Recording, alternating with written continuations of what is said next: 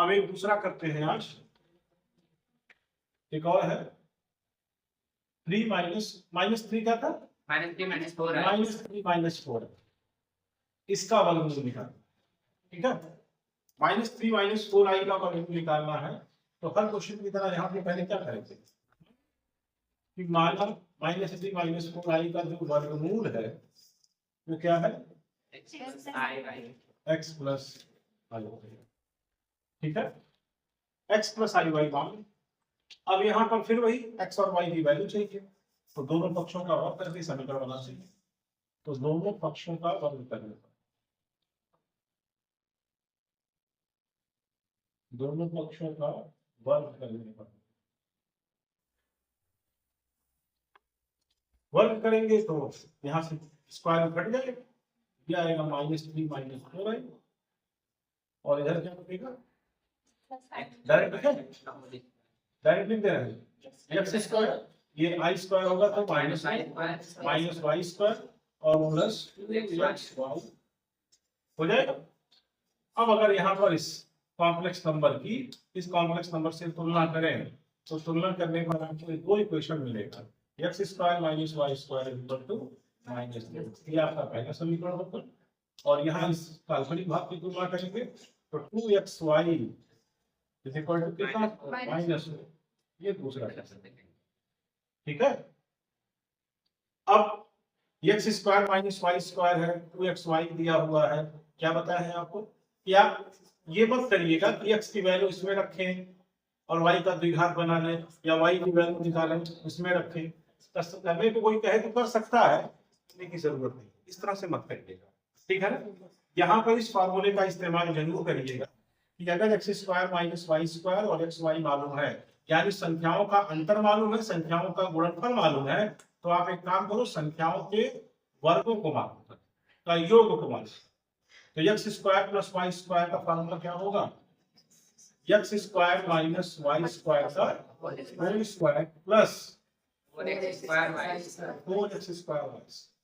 ठीक है, बार बार इस फार्मूले का ही इस्तेमाल करना है। ठीक, अब x square minus y square की वैल्यू -3 दिया है तो -3 का वर्ग हो जाएगा 9, और यहाँ पर अगर देखा जाए तो कितना होगा 2xy का होल स्क्वायर, और 2xy की वैल्यू -4 है ना, तो -4 का वर्ग कितना होगा, तो ये आ गया 25। तो अक्सर आपको यहाँ पर जो वैल्यू मिलेगी परफेक्ट स्क्वायर ही मिलेगा, इसी क्वेश्चन में मिलता है तो स्क्वायर रूट लगा के करेंगे। ठीक है, तो x square plus y square equal to 25। अब यहाँ पर अगर हम x square plus y square की वैल्यू लिखें तो इसकी वैल्यू दो, एक +5 और दूसरा -5।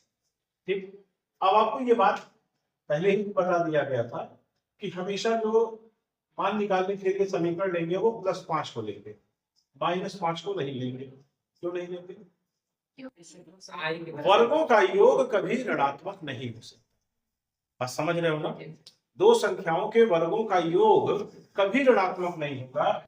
x अगर धन है तो धन ही आएगा, और अगर x माइनस में भी है तो माइनस का वर्ग प्लस हो जाएगा, वो कभी ऋणात्मक नहीं है। ठीक है, तो इसलिए बने दिखाएंगे आप जरूर, लेकिन आप इसको लेंगे नहीं, ये कारण देते हुए कि x square plus y square कभी -5 के बराबर नहीं हो सकता।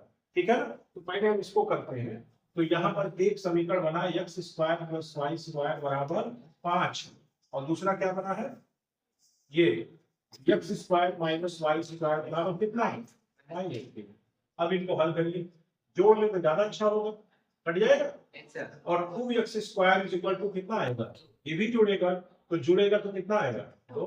ठीक है, ये जो x square plus y square बराबर 5 मिला है ना, इसको आप इस नाम दे दीजिए समीकरण नंबर 3, और यहाँ पर ये बता दीजिए कि आप 1 और 3 को क्या कर रहे हैं, ऐड कर रहे हैं। ठीक है, तो x स्क्वायर की वैल्यू आ गई कितनी 1, तो जब आप x की वैल्यू निकालोगे तो आएगी +1। ठीक है, हालांकि हमको जब y की वैल्यू निकालनी होगी तो x स्क्वायर की ही जरूरत पड़ेगी, लेकिन यहाँ पर मान रखना है, यहाँ पर मान रखना है, तो हमको x की वैल्यू ही तो चाहिए, तो x स्क्वायर भी जरूरी है, x भी जरूरी है। अब एक्स स्क्वायर जब मालूम हो गया तो चाहे आप 1 में और चाहे आप 3 में किसी में भी रख दें, तो X square equal two plus 1 को किसमें रखते हैं? 1 में रखते हैं।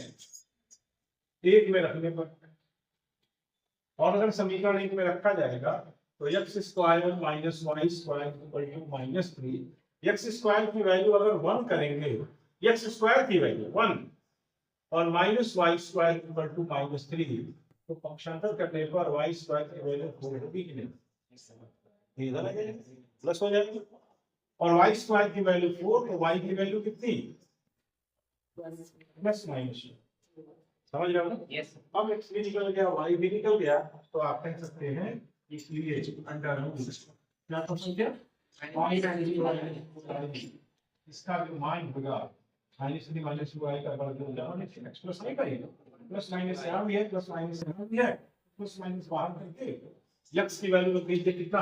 1 और प्लस आई और वाई की वैल्यू 2, तो इसको ऐसे भी लिखते हैं 1 प्लस ये आता है। ठीक है ना?